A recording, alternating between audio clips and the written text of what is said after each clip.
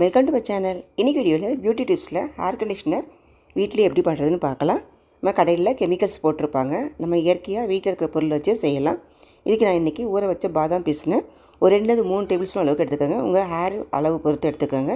அடுத்தது சோத்துக்கத்தாழை, இது நல்லா கழுவிட்டு நடுவில் இருக்க சதப்பகுதியை மட்டும் எடுத்துகிட்டு மிக்சரில் சேர்த்து நல்லா நைஸ் பேஸ்ட்டாக அரைச்சி எடுத்துக்கோங்க.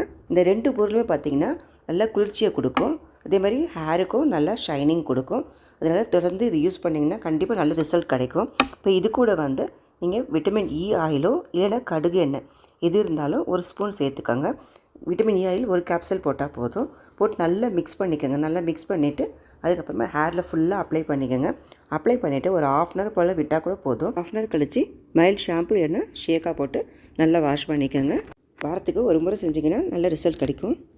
நீங்களும் ட்ரை பண்ணி பாருங்கள். இந்த டிப்ஸ் உங்களுக்கு பிடிச்சிருந்தால் லைக் பண்ணுங்கள், ஷேர் பண்ணுங்கள், மறக்காம சப்ஸ்கிரைப் பண்ணுங்கள். தேங்க்யூ ஃபார் வாட்சிங்.